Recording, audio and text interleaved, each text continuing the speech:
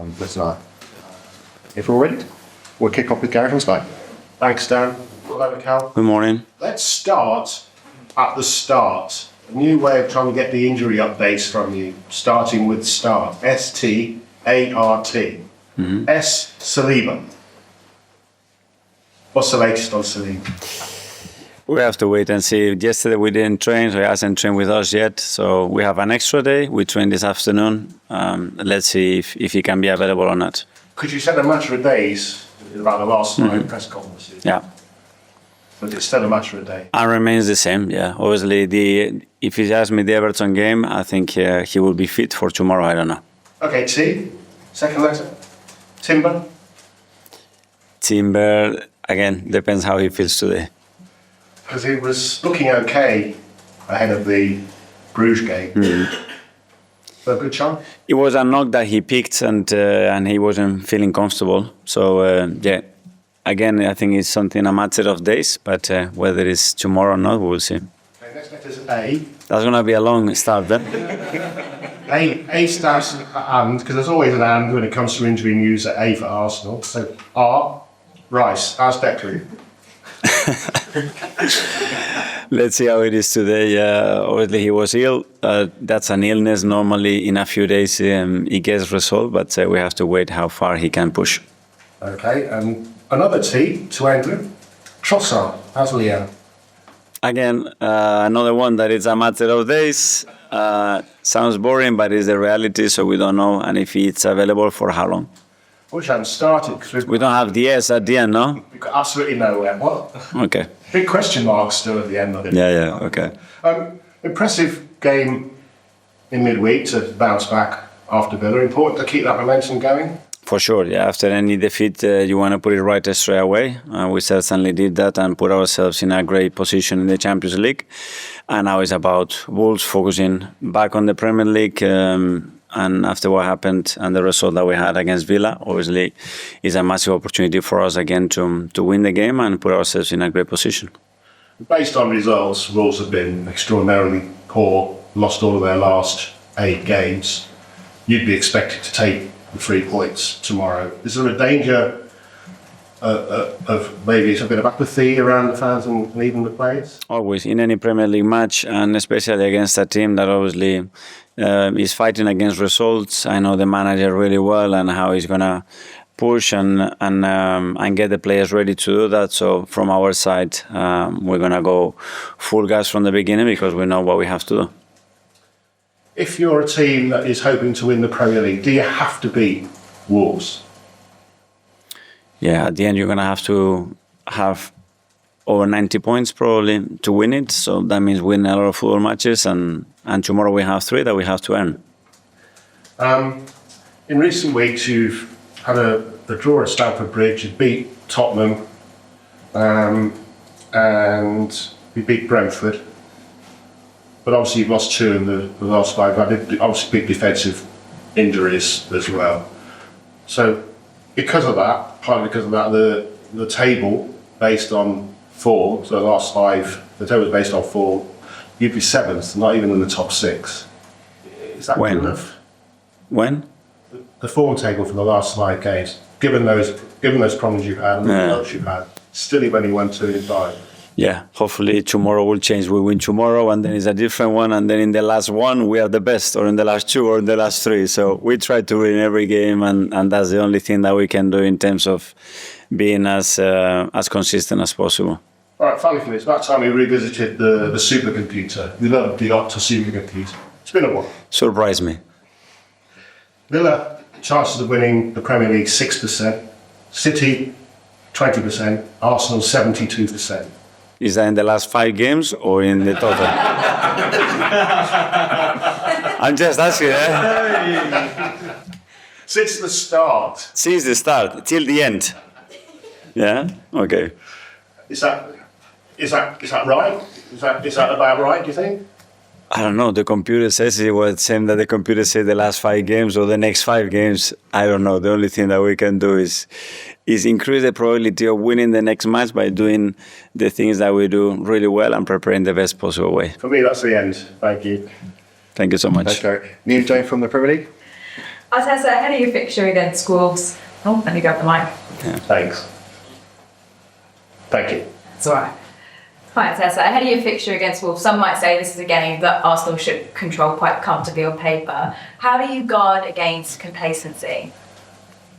Well, showing them the team that they are, and talking about Villa, the game that they had against Villa a few weeks ago, and understanding that a team in that position obviously have to react and have to show their teeth, and that's a very dangerous thing, especially in this league when every team obviously it has the quality that they have. So from our side, that's not going to happen. At the start of the season, it felt like Arsenal was very dominant at scoring goals from set pieces, but your last 11 Premier League goals have come from open play. What do you put that shift down to?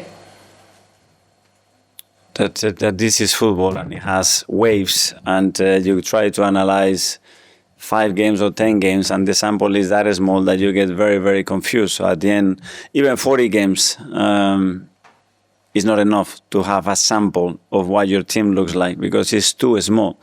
But the fact that we have the resources to score from various positions with different players in different manners, that's a great thing. But we want to be the best in every situation. That's what we try to do. Finally, Arteta, Gabriel Jesus returns to the side on Wednesday. Do you see him eventually pushing for that number 1 striker spot again? How do you see his role developing? Yes, I mean, a player of his quality, a player that is giving us so much, and it comes with the energy that he came the other day. He's certainly a player that has to be pushing and aiming for that, that's for sure. Thank you. Thank you. Ian for TalkSport. Hi, Mikel. Hi, How are you? I'm good, thank you. Thanks. First of all, can I ask you whether you think your side are getting enough credit this season? They're scoring a lot of goals, as you say, in waves from set pieces and outside of set pieces. But I just don't feel like they're being given enough credit as being either entertainers or being as good a team as they are. I don't know, but that's not for me to judge. At the end, we are in a very strong position in the 3 competitions that we've been involved so far, and that's what we have to continue to do. At the end, the credit has to come at the end of the season. That's what we're going to measure what we've done. But in order to achieve that, you have to be achieving every single day the objectives that you want. And so far, I think we are in a really strong position. For any team to do well, players have got to sometimes play where they don't want to play or where they're not best at playing. Did we see that the other night with Christian Norgaard? Because I've only ever known him as a central midfielder, yet the other night he played centre-half and probably could do that for you a lot more this season now. Yes, but I think that comes to the mentality of the players, the intelligence of a player like Christian as well, and how to fulfill a role when in the morning you tell him, surprisingly, that he needs to play in that position because we don't have any other one to play in there. And then you need to fulfill that role. But we have a lot of examples of players that have played in different positions, like Mikel, like many others, and that's great because that gives us an edge. How much are you personally enjoying this season? I mean, you're opposite number Rob Edwards, who you know well, is probably not having a very good start to his career at Wolves, obviously. But how much are you actually enjoying this season, enjoying your team play and enjoying the lack of pressure on your shoulders? The lack of pressure. For the first part, I do enjoy. I do enjoy it a lot because of the people that is around us and how we live everybody together. Obviously, winning a lot helps because that's a different profession when you win or you lose.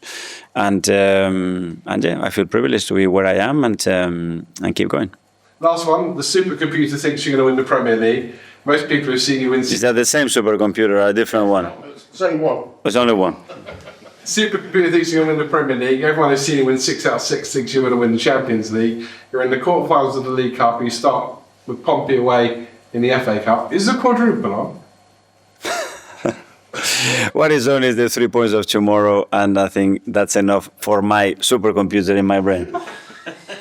Okay? Tom for Blum. Thank you. Hi, Mikel.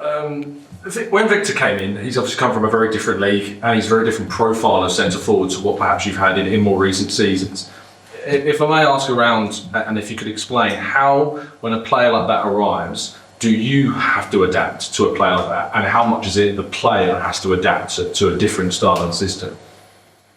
I think the two things have to emerge. I think we have to put the player in the best possible condition to explode and fulfill his potential. And there are certain things that within the role, in the manner that we play, has to be fulfilled. And that's a combination of both. And then it's not only that. I think more importantly is the connections and the players around him at the end. Those interactions, that understanding how it develops. And before the injury, I think he was in a great place. I think it took him a while at the beginning because, as you said, it's a different league, different demands, had no preseason. And now he's starting to get, again, some momentum. And the goals will come and, we're going to be very pleased with him. And after this game, you get a rare week off from a midweek fixture, which you haven't had in quite some time. What are you looking forward to most about having a week where there isn't a game, and what might you do differently with the schedule behind the scenes? Well, basically three things. Make sure that we can give some rest to players, mentally and physically. Then start to reactivate everybody and start to work on things that slowly you don't have time to work and start to deteriorate at some point. And then start to be in the best possible physically and emotional mindset to go to Goodison Park to beat Everton. Simon, stand up. Okay, just quickly, did you get any? There were no fresh injuries from Wednesday, at least, were there? No. And just on Saliba, obviously it's been one where it's been close in sort of 3-4 games. What is the issue that he specifically got, and how frustrating is it that he's close to making a squad but he can't take that last step to come back? Yeah, it was something quite small. He came from an ankle injury that he had, and then he started to modify the way he was running and all that, and he started to overload an area, which is something common, but at some point he wasn't comfortable continuing to be able to train and play, and we had to stop it. And it looks better, but we have to wait and see if it's enough for him to be able to train with the team. Just ask you one on Gabriel Jesus. He's obviously in a rare situation where he's someone in this squad who's going to have 18 months on his contract in January. You've got Viktor, Kai, Mikel as strikers. Is he someone you would consider selling, or do you see him as a key part of your plans? No, I don't consider that, and especially with the situation that we have right now. I think Gabi has a lot to offer to the team, and he's proven that straight away in the first minutes that he was available to play. He's put so much to be in this position again, and now the focus is to be with us. Oh, that's it. Hi, Mikel. Hi. In the week, Ethan came on and played quite well in the second half. Ethan Nwaneri. I was just wondering how he's been in these kind of few weeks where I guess he hasn't been starting games as much, and how you found him, because I think he said a couple of weeks ago he asked to play in that Fred plea. And yeah, I've just wondering how you feel about that. Well, in the manner that other players have to cope with this kind of situation, so preparing the best possible way, I think he's doing it. His attitude has been excellent, and when he's got the chance to play, prove that I'm wrong, that he needs to play more minutes and help the team as much as possible. And in terms of him asking to play in that friendly, is that something you like to see from? Yeah, well, Ethan's attitude on that is exceptional, and every time we have a region day, he wants to train and he wants to be outside and he wants to be in touch with that ball. In that sense, is top. James, CBS. Hi, Mikel. Can I ask you about Martin Zubimendi?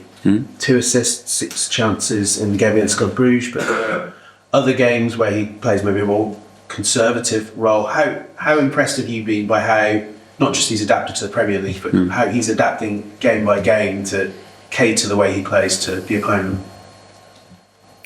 Very impressed, because I know the difficulty of coming into this league and do what he's doing immediately, because first of all you have to earn the role within the team, and that's not easy to do. Then it's a different way of playing, a different league. But as you say, the variety of actions and involvements that he has in the game is exceptional. His defending metrics are incredible, and I had no doubt that he could produce that, but this is the Premier League, and you have to prove it. And then attacking wise as well, the highs that he takes, position he takes, the way he's opened up teams in many ways, his goal threat, the capacity to assist, he's improved on set pieces as well, and he has a lot to improve in that area as well. So it's a player that is never going to be satisfied. You can tell him and praise individually, never enough. He's never satisfied with his performance, but that's what it makes him as well so good. I mean, that position in particular, it's so hard to adapt. We've seen players like Rodri need a year. Did you think he would need a little bit more time? Did you think you'd be able to throw him in like you did at Old Trafford and he'd kind of barely be out of the team from then on? Yes, but I think the fact that he could prepare for a longer period because he sort of knew that he was coming, I think that helped. It wasn't something immediate that happened. So we talked a lot about why he was going to be needed, the challenges that he was going to face, but as well that his abilities and capacities were going to fit so well within the team, and he's proven that on the pitch. Do the last two in the As live, firstly Phil at the back, PR? Just earlier on, Victor, you said he was in a great place before his injury. How long do you think it would take him to sort of get back to that place? And do you think he needs like a run of goals to just get the sort of confidence going and maybe silence any sort of critics that he has? Yeah, probably the thing that's going to unlock is goals, and he's so used to that I think he needs that for himself, for his confidence, and just at the end we're going to judge his performances based on that as well. That's logical, but for the rest I think he's in a really good place. I think physically he's in a good place, and now he needs to start to convert the chances that he's getting. Just one on the Premier League table. Obviously, when you look at it now, you've got Man City just 2 points back, so the gap's got a bit smaller. Do you think that they're sort of back to their best? They obviously had a bit of a dip last year. Do you think City are now sort of back to where they were? Yeah, we had a lot of teams that we are involved when you look at the table there, and we know the situation with other clubs as well. With Man City is always the case that you expect them to have with the quality that they have, the experience that they have in the competition. But the focus has to be on what we have to do. Okay, Charlie? Hi, Mikel. The club will be marking its 40th anniversary of Arsenal community going this weekend. How important is this, and what does this connection to the wider community mean to you and the team? Yeah, that's something remarkable, probably amazing, and the moment that the club started to do that, probably could never imagine where we're going to be 40 years later. But that shows where it's coming from. I think the consistency on doing those things is the most difficult one. A lot of people engage or jumps into things, but for a very short period of time, and it's very difficult to be consistent. I think the impact that the club is having in our community and in a lot of people's life is something exceptional, and it needs a lot of pricing. Okay, we'll now go.